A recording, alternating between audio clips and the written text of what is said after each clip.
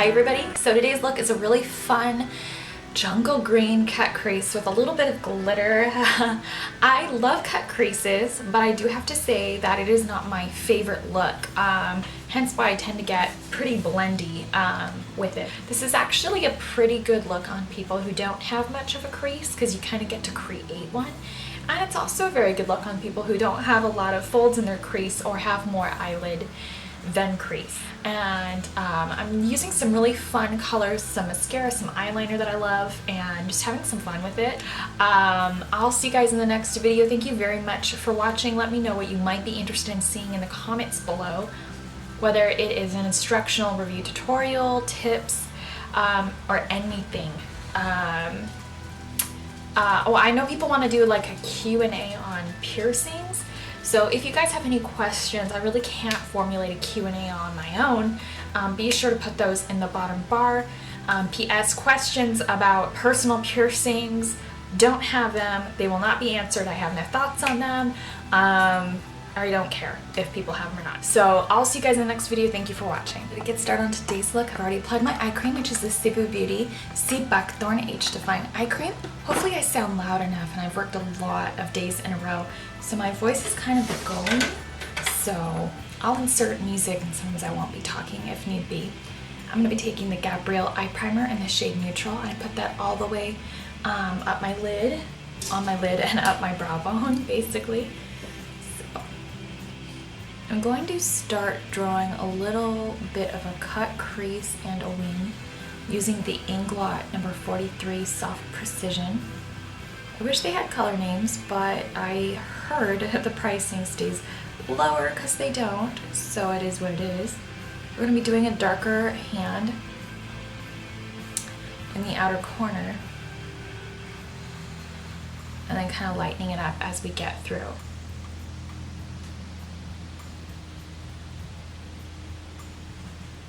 Well, I'm now going to be taking my Inglot palette. I know it's like completely massacred in Hit Pan, but I'm going to be taking the 111R and the Real Techniques base shadow brush. I'll be starting at the brow.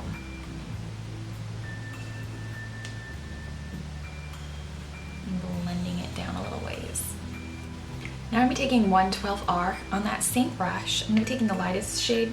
Yes, the shade that is disappearing from the pan.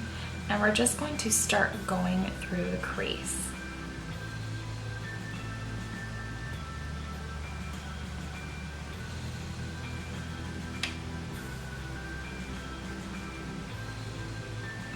I want the color to just sort of fade gently into the brow color. So right on the dotted line, as they say, we're going to be taking this mid-tone 112R and going over the outer corner. We raise the bar on our crease, so to speak. That cut crease automatically makes the crease appear much higher than it really is. Alright, so now I'm going to be taking my matte 372, which is this really bold turquoise right there at the very bottom. And I'm going to be going in with the 772 from Defying Tools.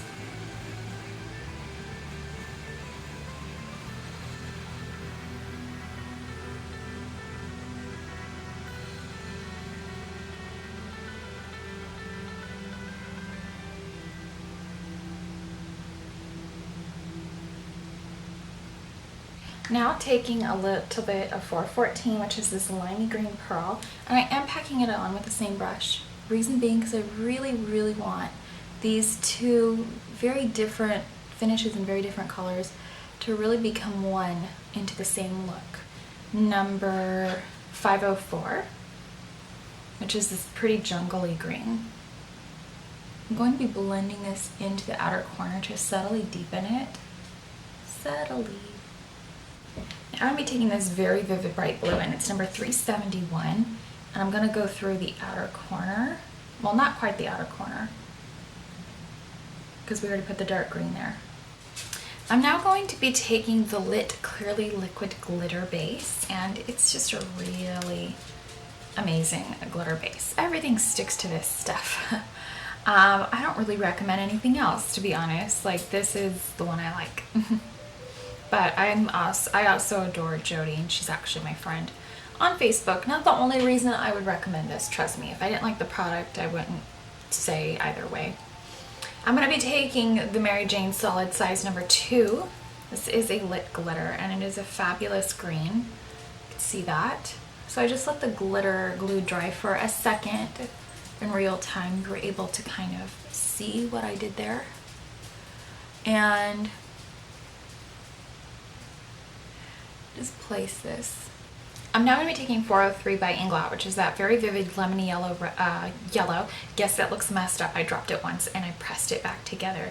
And I'm now going to be taking the Sedonlace 407 because I really just barely want to touch the outside edges of that green and kind of just create a very foiled shimmer, blending it into the transition color. So for eyeliner, I'm going to be taking Obsessive Compulsive Cosmetics eyeliner in the shade Sibu. And we're just going to go ahead and place this on the waterline. I'm going to be taking the Young Blood Incredible Wear Gel Liner in the shade Eclipse. Please excuse all the myriad of brushes I'm taking to achieve this weird cut crease thing I'm doing. I'm going to be taking the EO5 brush from Sigma, and excuse the mirror. I'm quite nearsighted and I'm not going to be able to really see myself apply gel liner. And I know there are people who can do you know, basically a fairly decent no mirror challenge, and I have almost no dimension to my face. It's completely flat, so I'm gonna have to see what I'm doing. I'm gonna be trying to take the last of my Cover FX, just shake it really hard. The stuff separates, and I think it's because it's fairly natural and vegan. I'm gonna be taking the Delium Tools Green Bamboo brush, and I'm just going to be sort of stippling it on in the areas where I want pretty significant coverage. So I know I look different on camera, so if you know that you're extremely yellow or very golden, please do not buy my shade. You will not like it. Now that the concealer and all that stuff is on, that's when I like to go in with the powders now, because I don't like to see that harsh line where you obviously applied shadow over pencil. So I've been doing it this way for a while. I'm just going to go in with the 403 again and kind of go around the inner tear duct. I'm going to be going into 504 now and going over the outer portion of the eye. Part of that might have something to do with the fact that a lot of artists don't have color theory courses. I personally haven't been taking any non-fleshy toned highlighters in a very long time. It's not a look I care for. When I'm doing colored looks, I don't like to take that either as a mock-up of a highlighter. So for mascara, I'm going to be taking the Inglot Color Play Mascara in green. I'm fairly certain the name does come on the box. The color number is on the box, but oddly not on the packaging itself. But it looks like this, you can't miss it. But yeah, I think they have a purple, a green, a blue, and maybe one more shade in the Color Play. I'm going to be putting this on my lower lashes. The reason I didn't drag the green color up through the lashes is because I really wanted to add these falsies. These are the DW Red Cherries. These are pretty much the only red cherries with a number, or with the letter in them and not the number. I'm going to be doing one more accenting coat up through the lash, mainly just getting on my natural ones. And the reason, because I don't want to make the false lashes look spidery. I'm nearsighted, so if you see me looking down in here, I'm not trying to be like all like, oh, I'm so amazing looking, but I need to see what I'm doing. I'm going to be taking the Inglot Liquid Liner in number 32, the teal color. This looked way different on the display. If you see a limey green, it's this one. And what I like about these Inglot liquid liners, the colored ones, they did do the brush. Again, they gave a different brush. It's so much better than when I used to use the black liquid liner. But usually when eyeliners are hard to use for the basic ones, they're usually a little bit easier to use for the colored ones, since you're not kind of trying to do definition, you're trying to do color or bases. Also, liquid liners are great for cream color bases. So if you can't find your favorite cream color base, try to go into liquid liner. Halfway through, I'm going to be taking the I'm going to be taking the Pumpkin and Poppy Oil Absorbing Mineral Veil. I'm just going to be setting the face with my Furless, for no good rhyme or reason, MF3. I'm now going to be taking the Too Faced Endless Summer Bronzer. Usually as I get further down the face, my tutorials get quite a bit easier. But once again, I I don't really try to go into brands, brush, or anything in particular because I really just think people should take what they got. I'm going to be taking the Too Faced Sweethearts Perfect Flush Blush. This is the shade Beach Peach. If you don't have a peachy blush, take the blush that suits you, that you enjoy having, that you enjoy wearing, and that could be anything from a tropical pink to a bright pink to a red to a purple. The Hourglass Grace. This is actually seen as a Beauty Insider perk reward right now. So for those of you who are makeup junkies, go ahead and check that out. I have the full size, that's a long time ago. At this point actually, the Pacifica Opal, and it's just a really gorgeous nudie glass, and it's got pearly shine in it, opally shine. You will see me in the intro, you will see me in the pictures. Thank you so very much for watching, and it's off to work I go.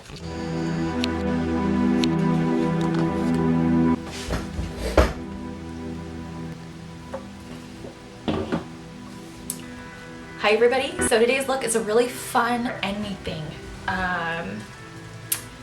Oh, I know people want to do like a Q&A on piercings. Now if you guys have been following me for a while, you guys know I kind of rotate or have my favorite blushes, bronzers, highlighters, and of course lip products as well.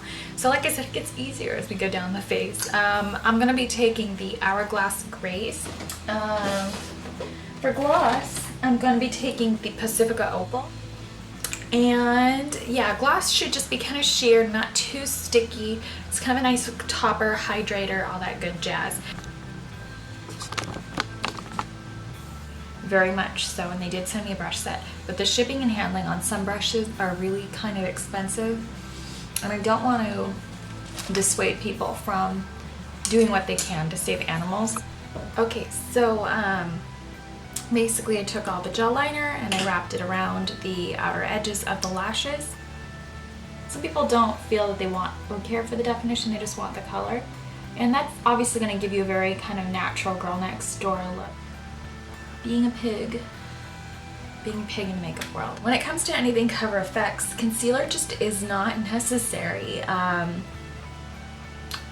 If you're just using it to lift the complexion, brighten and highlight the complexion. I'm not going to be taking the Too Faced Endless Summer Bronzer. Usually as I get further down the face, my tutorials get quite a bit easier. Now that the eyes are done, I'm actually a lot happier with them than I thought I was going to be halfway through. I'm now going to be taking number, that's perfectly easy to correct. Just brush it off.